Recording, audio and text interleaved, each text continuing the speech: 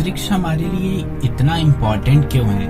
हम अंतरिक्ष में जाना क्यों चाहते हैं? हम चंद्रमा पर क्यों पैर रखें? क्यों वहाँ से चट्टानों के नमूने हम लेकर इस धरती पर आए? और क्यों हमने इतनी मेहनत की अंतरिक्ष मिशनों के लिए? क्यों हमने इतने सारे प्रोब्स बनाए और उसे अलग अलग मून्स पर और प्लैनेट्स पर भेजा? क्यों हम इतने मेहनत और इतना पैसा ये सब मिशनों में लगाते हैं? ये सब की क्या वजह है? क्या ये सब करने के बदले हम उतना मेहनत और पैसा धरती पर ही डेवलपमेंट के लिए नहीं लगा देते? लेकिन हमारा अंतरिक्ष में जाना और दूसरे हैबिटेबल प्लैनेट्स और मून्स को खोजना, ये सब की एक खास वजह है। इस ब्रह्मांड में कोई भी चीज स्थिर नहीं है, एक टाइम के बाद उसे नष्ट होना ही है। वैसे ही ठीक हमारी अर्थ की भी एक लाइफ है। जैसे एक एग्जांपल लेते हैं, हम जो रिसोर्स यूज करते हैं जैसे पेट्रोलियम और ऑयल, देखा जाए तो जिस तरीके से हम इसका दोहन कर रहे हैं वो आने वाले 47 इयर्स में पूरी तरीके से खत्म हो जाएगा। हम जितना ज्यादा डेवलप करते जा रहे हैं, हमारी ऊर्जा की डिमांड उतनी बढ़ते जा रही है और हम उतने ही ज्यादा नेचुरल रिसोर्सेज का यूज करते जा रहे हैं। ये सारे नेचुरल रिसोर्स लिमिटेड हैं, एक टाइम के बाद नष्ट हो जाएंगे। वैसे ही हमारी पृथ्वी की भी लाइफ है, वो एक टाइम के बाद नष्ट होने की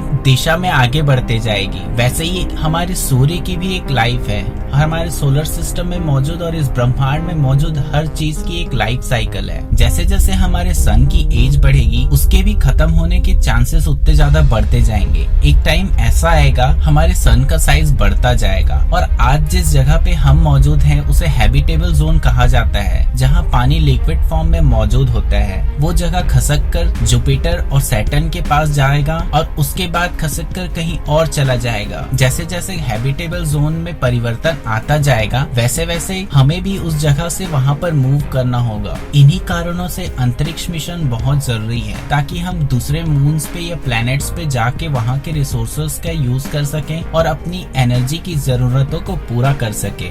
अगर ह्यूमंस को लॉन्ग टर्म में सरवाइव करना है तो हमें अंतरिक्ष में जाना होगा और उसमें आगे बढ़ना सीखना ही होगा और हमारी अंतरिक्ष की टेक्नोलॉजी को, अंतरिक्ष विज्ञान को और ज्यादा बढ़ाना होगा और इसी से ही हमारा भविष्य बच सकेगा, वरना हम सब यहीं पे नष्ट हो जाएंगे। अब समय आ गया है कि आगे बढ़कर अंतरिक्ष में देखना होगा। इसी के लिए हमें अंतरिक्ष मिशनों पर ज्यादा ध्यान देना होगा। लेकिन इन मिशनों के सामने भी बहुत सारी समस्याएं आती हैं, जैसे इन मिशनों का बजट और इन मिशनों से जुड़ी हुई टेक्नोलॉजी को डेवलप करने में समय लगता है। मानव प्रजाति को अंतरिक्ष में बसा पाना इतनी जल्दी संभव नहीं है। इसे हकीकत में बदलने में हो सकता है कई साल लगे। अभी तो हमने फिर से चंद्रमा पर जाने और वहाँ पर बेस बनाने की योजना बनाई है। उसके बाद हम वहाँ से मंगल ग्रह की ओर आगे बढ़ेंगे और कुछ ही सालों में हम मंगल ग्रह पे मानवों को उतार सकेंगे। मंगल पर हमने अभी से अपने रोवर भेजने स्टार्ट कर दिए हैं, जो वहाँ की पूरी जानकारी हम तक पहुँचाते हैं, जैसे कि वहाँ का वायुमंडलीय दाब कितना है, वहाँ पे कौन से पत्थर और कौन सी जगह पे किस टाइप के खनिज मौजूद हैं, वहाँ की हवा में क्या क्या मौजूद है और भी बहुत कुछ। इसके अलावा हमने जुपिटर पे बहुत सारे मिशंस भेजे हैं। जुपिटर के पास मौजूद मून्स की स्टडी की है, जिसमें हमने यूरोपा जैसे मून्स को देखा है, जिसमें साइंटिस्टों का मानना है कि बर्फ की मोटी चादर के नीचे तरल सागर मौजूद हो सकता है। हमने शनि के चंद्रमा टाइटन पे अपना प्रोब भी उतारा है, जिसने वहाँ की भौगोलिक स्थिति की जानकारी हम तक पहुँचाई है। लेकिन हमारी चिंता मनुष्य जाति के भविष्य को लेकर है, इसलिए रोबोट भेजने से बस काम नहीं चलेगा। हमें खुद वहाँ पर जा जाकर देखना होगा। लेकिन हम जाएंगे कहाँ?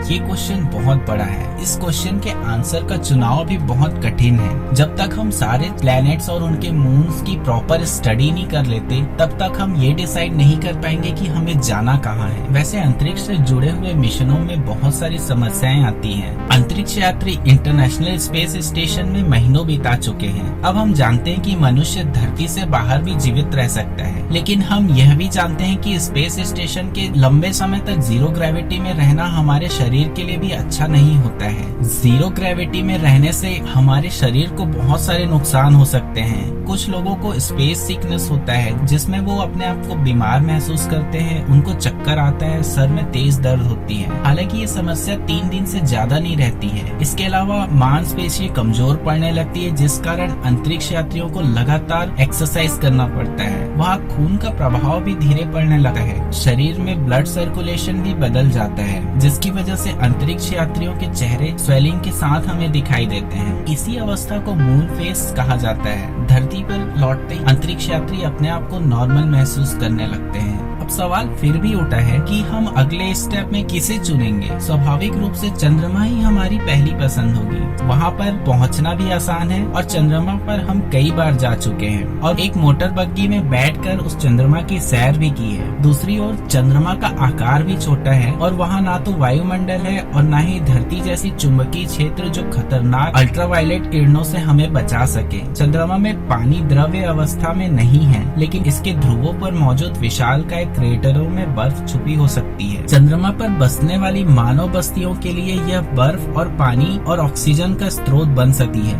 बर्फ को पानी व ऑक्सीजन में बदलने के लिए जरूरी एनर्जी हम न्यूक्लियर रिएक्टर और सोलर पैनल से बना सकते हैं। अंतरिक्ष में अगर हमें और आगे जाना है तो चंद्रमा ही हमारा एक अच्छा बेस हो सकता है। अब चंद्रमा के बाद बारी आती है मंगल ग्रह की। यहाँ पहुँचना हमारा दूसरा स्वाभाविक लक्ष्य होगा। पृथ्वी के मुकाबले मंगल सूर्य से ज्यादा दूर है, इसलिए पृथ्वी के मुकाबले मंगल ग्रह पे कम गर्मी मिलती है। वहाँ का तापमान बहुत कम रहता है। तो कभी मंगल भी पृथ्वी की तरह हुआ करता था। वहाँ भी चुंबकीय क्षेत्र थी जो सूर्य से आने वाली डायरेक्ट अल्ट्रावायलेट रेज से बचाती थी। वहाँ एटमॉस्फेरिक प्रेशर भी बहुत अच्छा था, लेकिन आज मंगल में पृथ्वी की तुलना में एटमॉस्फेरिक प्रेशर सिर्फ 1% रह गया है। आज मंगल पे चलने वाले रोवरों ने हमें बहुत सारे सबूत दिए हैं कि अतीत में मंगल पर कभी नदियाँ और झीलें बहा करती थी, लेकिन किसी कारणवश से ये पानी वहाँ पर भाप बनकर उड़ गया। आज मंगल के ध्रुवों पर बहुत सारा बर्फ मौजूद है। अगर हमें मंगल पर रहना है तो इन ध्रुवों पे मौजूद बर्फ को हम अपने उपयोग में ला सकते हैं। और यहाँ ज्वालामुखी द्वारा उगले सतह पर बहुत सारे खनिज और धातुओं की भी मौजूदगी है, जिसे हम अपने लिए यूज कर सकते हैं। इस तरह देखा जाए तो चंद्रमा और मंगल हमारे लिए काफी फायदेमंद साबित हो सकते हैं। लेकिन अब सवाल उठता है, इसके बाद सौर मंडल की और कौन कौन सी जगहों पर हम जा सकते हैं। बुध और शुक्र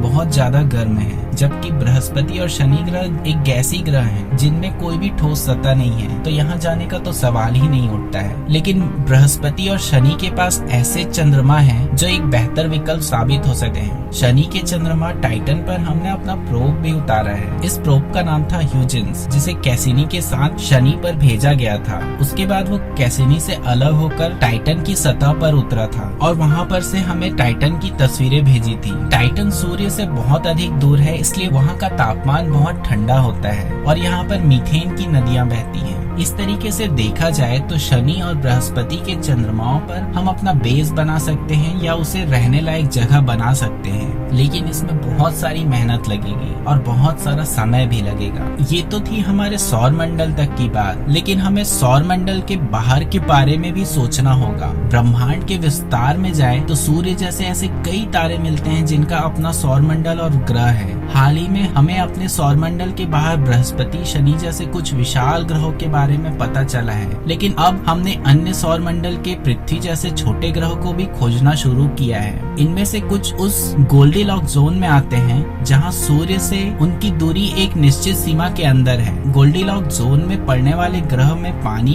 द्रव्य रूप में टिक सकता है। एक अनुमान के मुताबिक 10 प्रकाश वर्ष की दूरी तक ऐसे 1000 सूर्य संभव हैं। अगर इनमें से 1% के पास भी पृथ्वी जैसा ग्रह हो जो गोल्डीलॉक जोन में आता है, तो ऐसे हमें 10 पृथ्वी के जैसे ग्रह मिल सकते हैं जो हमें रहने लायक जगह दे सकते हैं। फिलहाल बात की जाए तो अभी तक हमारी टेक्नोलॉजी इतनी एडवांस नहीं हुई है कि हम अपने सौर मंडल को छोड़कर जा सकें, लेकिन अगले 100-150 साल में हमारी टेक्नोलॉजी कुछ एडवांस्ड हो जाएगी, तो इस बारे में नए मिशंस डिजाइन किए जा सकते हैं और इसी को लक्ष्य मान के हमें आगे बढ़ते रहना होगा। एक अलग प्रजाति के रूप में मात्र 10,000 वर्ष पूर्व सभ्यता की शुरुआत हुई है और तब से विकास की गति तेजी से बढ़ती जा रही है। अब हम उस मुकाम पर आ पहुँचे हैं जहाँ से हम साहस के साथ उन मंजिलों की ओर आगे बढ़ सकते हैं जहाँ तक कोई नहीं गया है, और कौन जानता है वहाँ पर हमें क्या दिखे और हमसे कौन मिले। वीडियो में बने रहने के लिए धन्यवाद। वीडियो को लाइक, चैनल को सब्सक्राइब जरूर कीजिएगा। Thank you. Have a nice day.